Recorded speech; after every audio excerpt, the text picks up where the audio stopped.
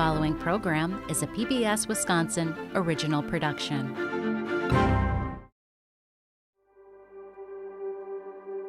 Major funding for Welcome Poets is provided by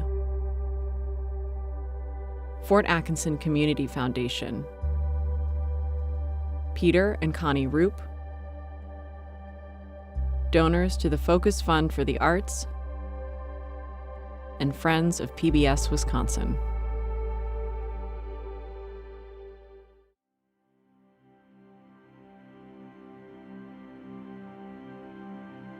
Nobody,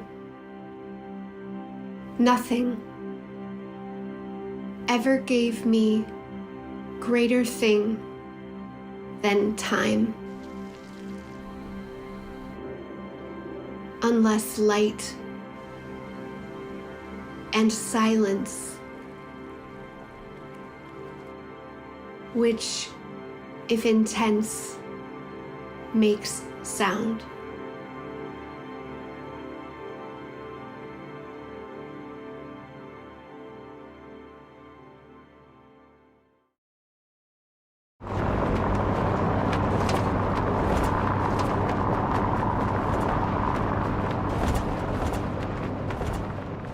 It's said you can't go home again. That the places we are from cease to be the places we remember. But in the summer of 2016, after living half my life away, I decided to return to the state where I was born.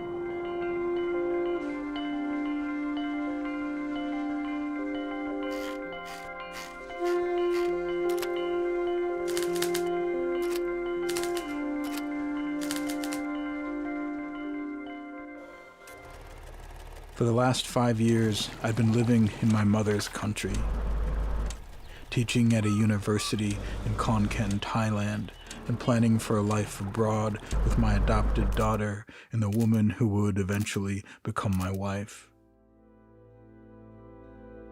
But when my father died, the distance between Southeast Asia and the American Midwest became untenable, a space I couldn't bear. My father was an avid reader, and our house was filled with books. As a child, when I couldn't sleep, my dad would sit and read to me, and almost always he'd read poems. In this way, my earliest experiences of home, of feeling like I belonged to a place, happened in the ebb and flow and rhythms of my father's voice. A low murmur in the quiet of the evening's dark that held the words of strangers to my ear. Maybe this is why, since an early age, I wanted to be a poet, to make a home for others in the way the poems my father read had made a home for me, to find the words through which the world becomes hospitable, to learn the language of a people and a place. In time, the pursuit of poetry took me to Montana and Iowa, to Thailand and Denver, and to Thailand once again. Then, some 20-odd years later, I landed back in Wisconsin, the very place I started. I had accepted a position as a poetry professor at the University of Wisconsin-Whitewater, and I was looking for a place to live in the neighboring town of Fort Atkinson. That summer, amid the angst and bitterness of a national election, the Wisconsin to which I returned was a sea of xenophobic signs and bumper stickers.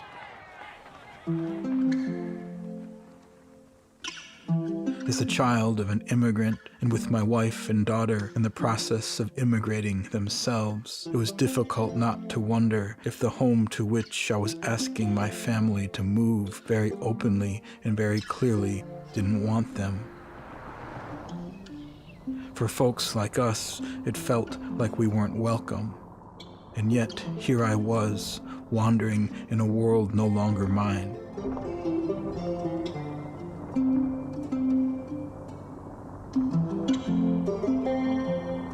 What was I doing here? Why did I return? It was early evening when I pulled into Fort Atkinson. The thin light falling on the brick facade of fast food restaurants and chain stores. I remember turning off Highway 12 and starting down Main Street. There, above a restaurant called Scotty's Eat More, a sign read, "Welcome, Poets," in small black letters above the doorway. On the side of that same building, fish, fowl, flood, water lily mud, my life. Fort Atkinson is home to Wisconsin's most notable writer, the poet Lorene Niedecker, and the excerpt scrawled on a mural on the side of a building downtown is the opening to her most famous poem. Though I didn't know it at the time, Niedecker's writing will soon become a central facet of my life, a body of work upon which much of my own work will come to rest. Who was this solitary woman writing in a humble cabin on the Rock River? How could I have known then how important she would become for me, how integral and influential the writing of a stranger, this person I had never met, gone for almost half a century?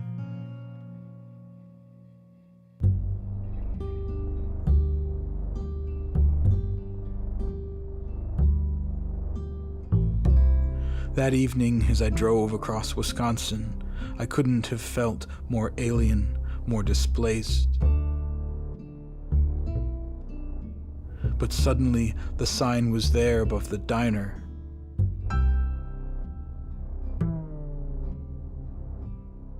The mural painted on the building side.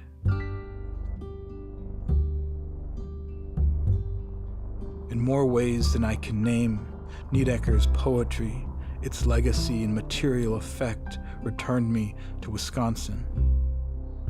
Or rather, more precisely, Niedecker's poetry, in the myriad ways the community of Fort Atkinson has come to be defined by it, gave me back my state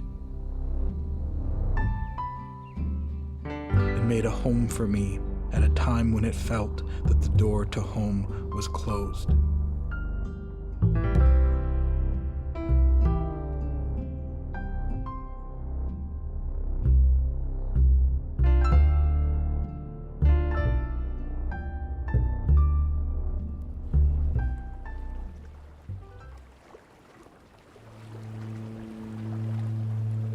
Fish, fowl, flood, water lily mud, my life. In the leaves and on water, my mother and I, born in swale and swamp, and sworn to water.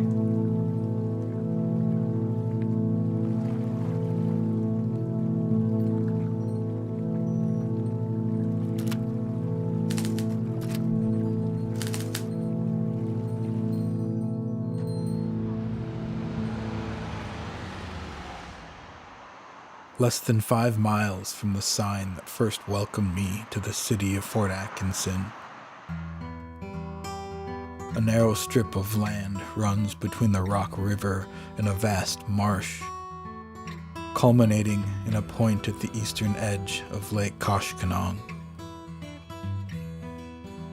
It was here in the shade along these shores that Wisconsin's most notable poet, Lorene Niedecker, dedicated a largely solitary life to language, one that in many ways has come to shape and name the place where she was born.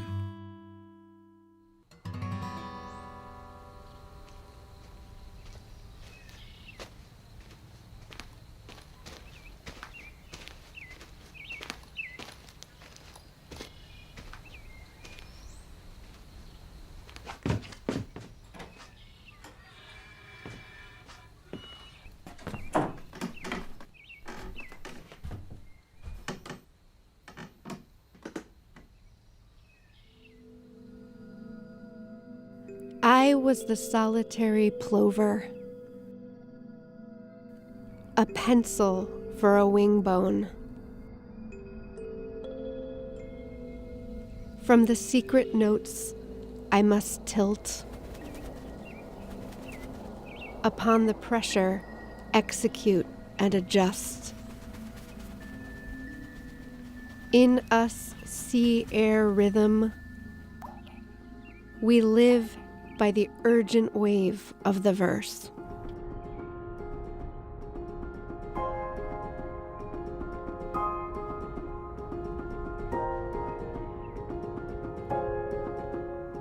A rural Midwestern woman writing in the middle of the 20th century.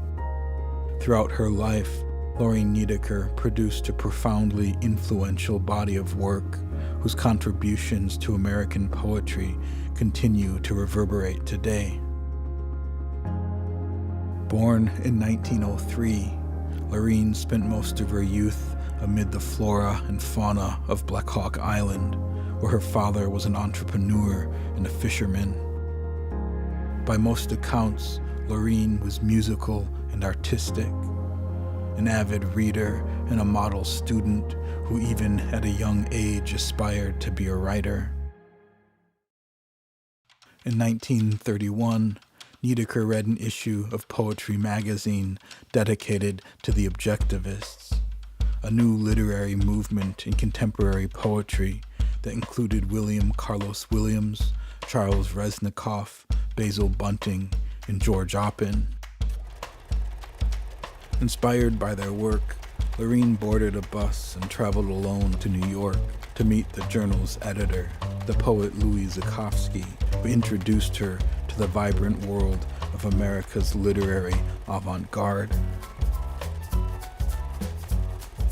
The influence of this moment feels present in the work she would go on to write, developing an aesthetic as a rural working-class Midwesterner within the framework of progressive experimental poetry.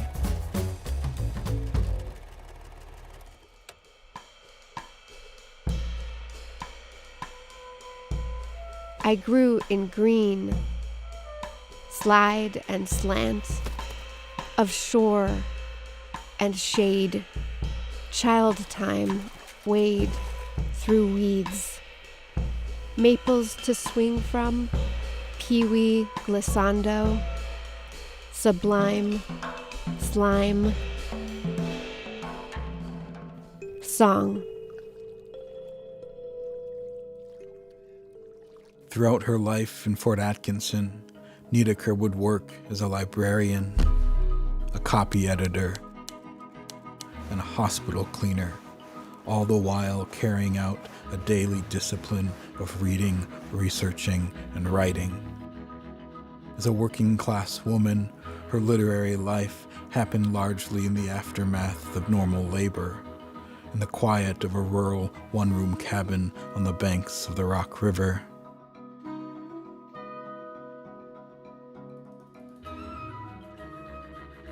New sod, clean-smelling house, sweet cedar pink, flesh tint. I love you.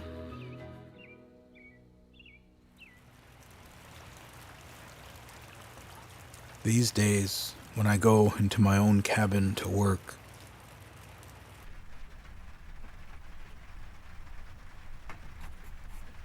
I often think of Niedecker sitting at her desk, staring out the window. Lorraine's poems are never far from me. I turn to her to teach me, to remind me of the overlap between a person's language and their place. To read her is to see and hear the world of which she was a part.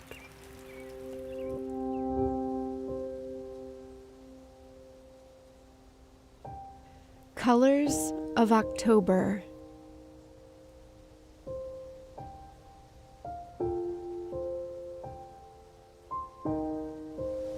Wait with easy dignity for the big change.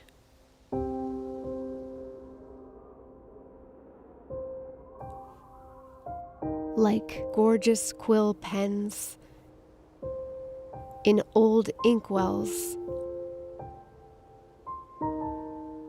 almost dry.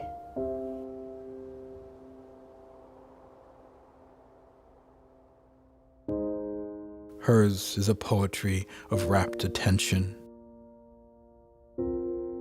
a language made of things, of native trees and local grasses, of minerals and rocks and the Latin names of flowers and of birds.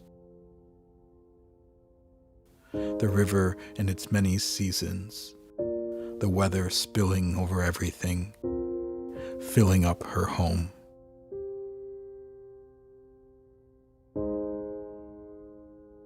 I sit in my own house, secure. Through window glass, ice cakes glide downstream, the wild swans of our day.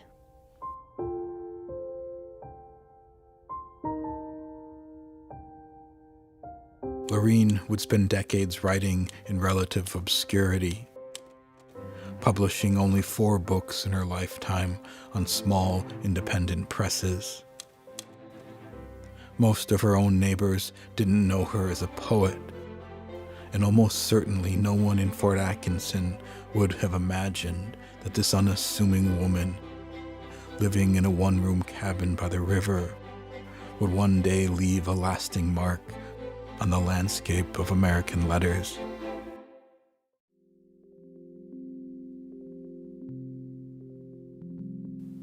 Living in Fort Atkinson today, it's possible for me to see and feel with greater clarity the ground from which her writing rose, in which it tried so hard to honor. Like me, Niedeker left Wisconsin and she returned. Her language lingers in the air and finds me.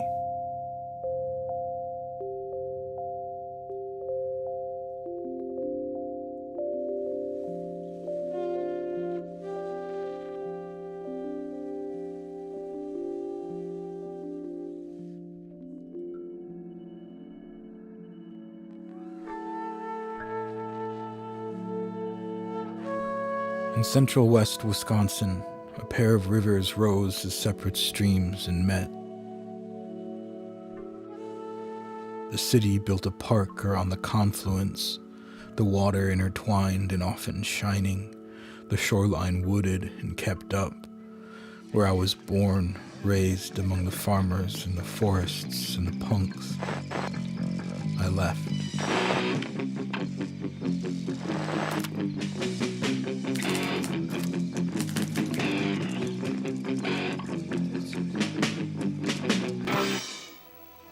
Like Lorene Niedeker, the town where I was born defines itself through water.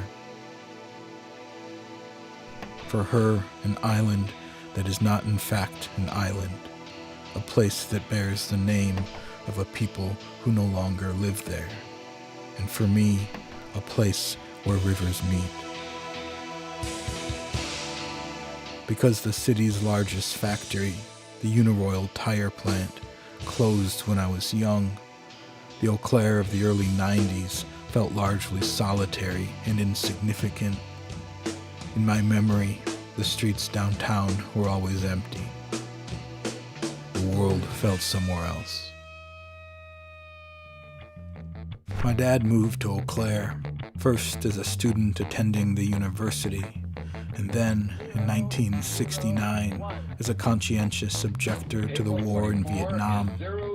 The draft board returned my father to his alma mater for mandatory public service. It was there he met my mom, an exchange student from Thailand studying ceramics.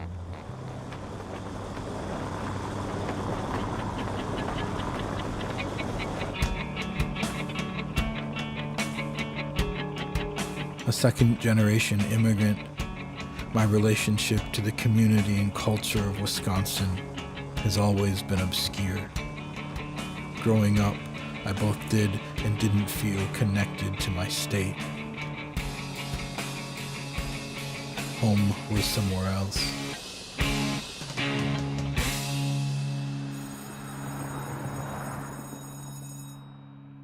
My mother recalls a moment I came home from grade school, distraught by the fact that I wasn't white.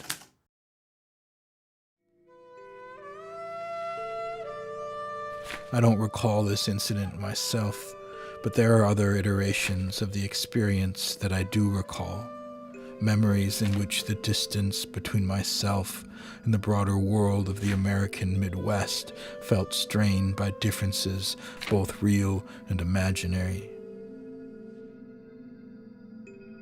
One of the first places I didn't feel estranged was in the books my father read to me, in the worlds and words of poets. On those late nights in my childhood bedroom with my dad, language was a place that I could live in. But poetry built a home for me in other ways as well. The first community with which I felt a palpable affinity was a group of punks and artists I met in high school. They, like me, went about their lives largely disconnected from the culture happening around them. Because the songs on the radio felt dead to us, we started our own bands in our parents' garages. We published our own books and literary zines in the copiers at Kinko's. We held readings in our bedrooms or in basements or on the tops of downtown roofs until the cops descended and scattered us away. There was a Saturday night once in early April when even the sun seemed as systematic as everything else. We waited for it to go down and let us be. We spent some time wishing upon Andy Christopherson to show us. There was and is an inherent freedom in the act of making art. For me, it was through the acts of making in conjunction that a new, more vibrant community arose.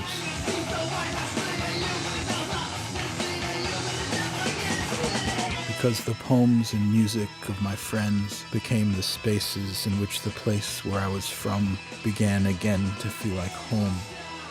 In art, I found my tribe.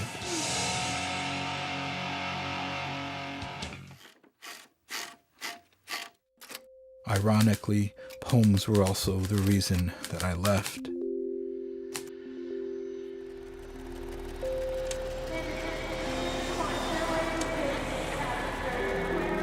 Because I wanted to be a writer, and because art felt very much like something that mostly happened somewhere else. My pursuit of poetry took me across the country and around the world. In time, I landed back in Thailand.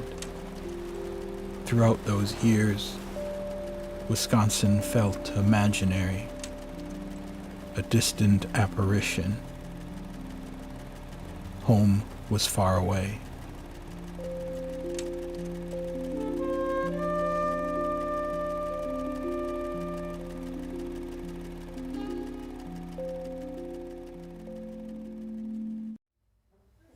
Hi, I'm David Hoffert, a volunteer here at PBS Wisconsin. Very excited to be joining you tonight for this incredible program, Welcome Poets, and hoping that you will call and make a pledge of financial support to support programming like this on PBS Wisconsin. It probably goes without saying, there's a lot of things I love about PBS Wisconsin, but this kind of program may be my absolute favorite, right? It's contemplative, and it is such a strong sense of place. And it's this place, right? There is literally no other venue, not even just a television station, but in the media landscape we live in, there's so much content out there. There is nobody who would make a program quite like this, except for PBS Wisconsin. And I, as a sustaining member, really appreciate knowing that my monthly contribution is going to that kind of project that is truly unique in the world and that makes me feel so connected to my home state. I hope you'll join me as a sustaining member. The phone numbers are there on the bottom of the screen, 1-800-236-3636. If this kind of programming matters to you like it does to me, now is the time to give us a call. Hi, I'm Lindsay Meekoff. I'm on staff here at PBS Wisconsin, and I'd love to tell you about some gifts we'd love to thank you with tonight to help deepen your understanding of this programming. So for $12 a month, we have a biography of Lorene, who you've just watched, this poet, so you can learn more and deepen your watch as you repeat and hopefully watch this program again. And for $15 a month, we have these beautiful gift sets that have their poems in it, so you can read the poems that you've watched tonight for both Lorene and Gulig. So give us a call in and you can get one of these books. Also for $15 a month, we have this mug that has a bee on it, PBS Wisconsin. It's beautiful.